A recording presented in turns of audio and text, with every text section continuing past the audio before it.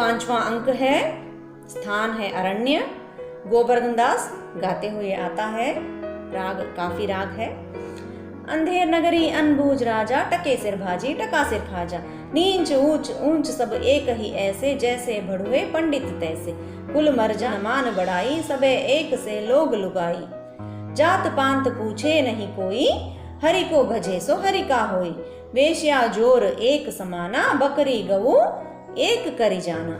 सांचे मारे मारे डोले, छली दुष्ट सिर चढ़ी चढ़ी बोले। प्रगट सभ्य अंतर छलधारी, सोई राजसभा बल भारी। सांचे कहे तय पन ही खावे, झूठे बहुविधि पदवी पावे। अंधेर नगरी अनबूझ राजा, एक ऐसी नगरी है, अंधेर नगरी है, अनबूझ राजा है जिसको कुछ भी सूझता नहीं है, और टके सिर भाजी है, टके सिर खाजा है। यहाँ पे ऊंच नीच का कोई भेदभाव नहीं है, सब एक जैसे हैं। कोई भंडुए है, कोई पंडित है, दोनों में कोई फर्क नहीं है, सब एक जैसे हैं। कोई कुल नहीं है, कोई मान नहीं है, मर्यादा नहीं है, कुछ भी नहीं। वेश्या और जोरू भी एक समान है, जात पांत में कोई अंतर नहीं है। जो भी हरि को भजता है वो हरि का हो जाता है। तो ऐसी यह नगरी है। सोई राजसभा बल भारी, सांच कहे ते पनही खावे, मतलब पनही यानी जूता। तो यहाँ जूता खाने के लिए भी लोग तैयार रहते हैं। झूठे बहुविधि पदवी पावे, ऐसा झूठ मूठ बोलकर लोग पदवी पाने के लिए भी यहाँ पे तैयार हो जाते हैं। छलियन के एका के आगे, लाख कहो एक ही नहीं लागे। भीतर होई मलिन की कारा, मलिन यानी मैला, अंदर सबके अंदर मैला मलिन हम बसा के रखते हैं, लेकिन बाहर सब हम बहुत अच्छा दिखाई देते हैं। उनके प्रति उतनी ही ईर्ष्या का भाव है। धर्म अधर्म एक दरसाई, राजा करे सो न्याय हो। न्याय, राजा जो बोलता है बस वही न्याय है, दूसरों को तो कुछ बोलने का यहाँ पे अधिकार ही नहीं है।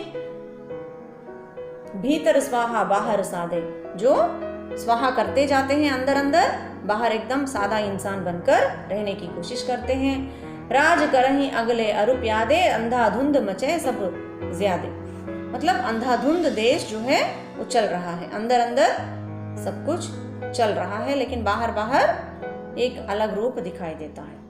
मानहु राजा रहत विदेशा, ऐसा लगता है कि यहाँ कोई राजा वजा नहीं है, राजा कहीं विदेश में रहता है, तो यहाँ राजा की कोई भूमिका यहाँ पे नहीं है, ऐसा लगता है। गो द्विज श्रुति आदर नहीं, यहाँ पे गाय की भी कोई आदर नहीं है। मानहु नृपति विधर्मी, कोई ऐसा लगता है कि राजा कोई विधर्मी हो। ऊंच नीच सब एक ही सारा, ऊंच नीच सब एक जैसा ही है। मानहु ब्रह्म ज्ञान विस्तारा, ब्रह्म ज्ञान यानी जो ऊंच नीच को समान भाव से देखता है, यहाँ पर भी एक व्यंग्यात्मक शब्द है। अंधेर नगरी अनबूझ राजा, टके सिर भाजी टके सिर खाजा, ये गाता है और बैठकर जो मिठाई लाया था उसको वो खाता है। गुरुजी ने हमको नाहक यहाँ रहने को मना किया था। माना कि देश बहुत बुरा है, लेकिन हमको उससे क्या काम है, राजकाज में तो मुझे नहीं जाना है। मैं तो 1 टका मिल जाएगा तो मैं मिठाई लूंगा और भरपेट अपना पेट भरूंगा, बस इससे ज्यादा और क्या चाहिए। तो राजकाज राम भजन बस करते रहोगा, खाते रहो राम भजन करते रहो। मिठाई खाता है, 4 प्यादे 4 ओर से आकर उसको पकड़ लेते हैं। पहला प्यादा बोलता है, चल बे चल, बहुत मिठाई खा के मुटाया है, आज पूरी हो गई।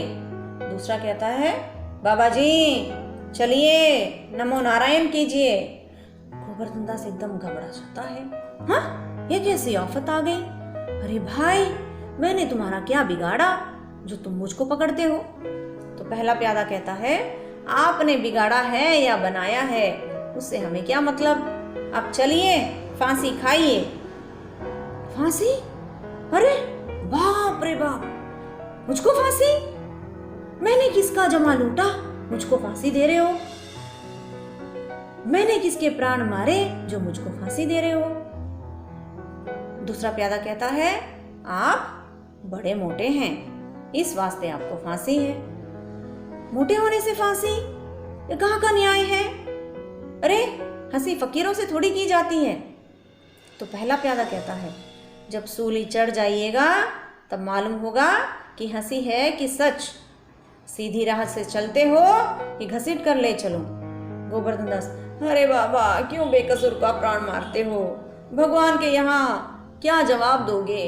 तो भगवान को जवाब देगा राजा, हमको क्या मतलब, हम तो हुक्मी बंदे हैं, जो राजा का आज्ञा है, राजा की जो आज्ञा है उसे हम तो फॉलो करते हैं, अनुकरण करते हैं, हमारा इससे कुछ लेना देना नहीं है, जो जवाब देगा वो राजा देगा।